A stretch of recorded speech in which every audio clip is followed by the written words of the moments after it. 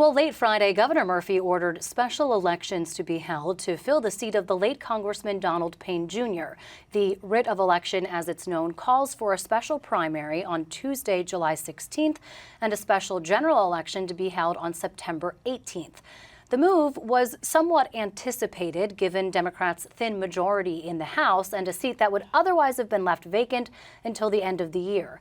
The catch is, though, candidates now have until just the end of this week, Friday, May 10th, to file petitions if they plan to seek the nomination.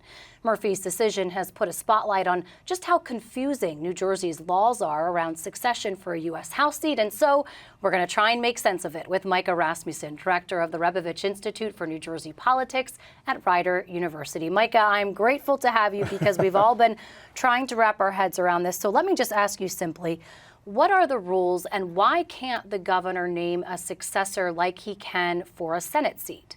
Great question. And this has to do with the House rules. The House rules say that when someone is seated, it has to be through a special election.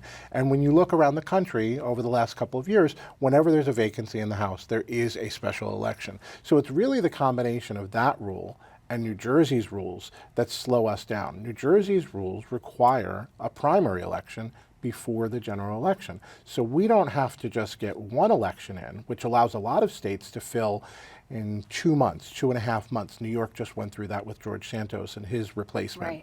Right. Ours takes double that amount of time because we've got to have both a primary election and a general election. And so then what happens for the June 4th primary, because Payne's name is on that ballot already and he was running uncontested.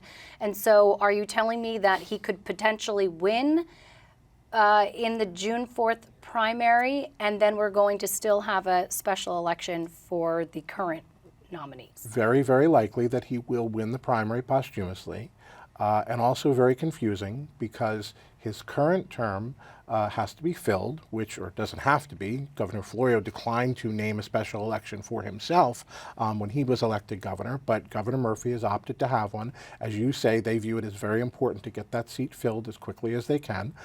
Don't know what votes could happen in the House, but what is confusing is that there is also the issue of the full election for the next full term, which is the one where Congressman Payne will win the primary, and then the Democratic Party has to fill a vacancy for that primary, for that nomination, so that they have a candidate to run in the fall.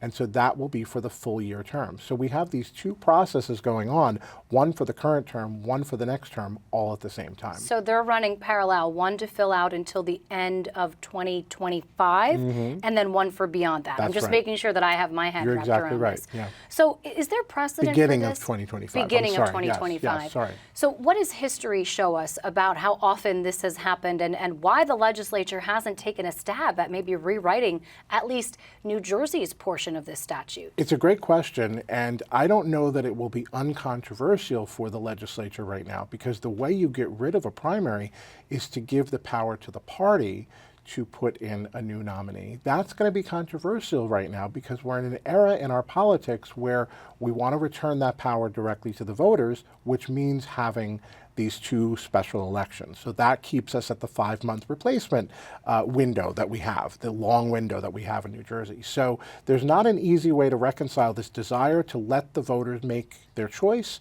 but also to let us make a replacement as quickly as we can. And that's why you asked about historical precedent. We just have not done this in decades. We haven't done a special election. We've opted to leave that seat vacant for just a couple of months until we can have the full election. I want to ask you about frontrunners, names that we're seeing circulating. A couple of folks from Newark, which is interesting in and of itself. What have you heard about the names that are being pushed to the front of the line from the Democrats in the district? Yeah, so just on Friday night, some of the mayors from the district and some of the chairs of the party, the chair in Essex, the state chair, and the mayors got together and they decided that the front runner is LaMonica McIver, the current city council president in Newark. She'd be a very young member of Congress, 38 years old. and by all accounts is a community leader in Newark, and comes out of the Baraka camp and would be very close to him. So there'd be a partnership there in running the city and getting things back for the city. So there are other candidates, but it looks like she has catapulted to the front of the line. Yeah, and of course, being from Newark, a powerhouse of politics there. Micah, thank you for helping us wrap our heads around this. Appreciate it so much. Good to see you. Thank you.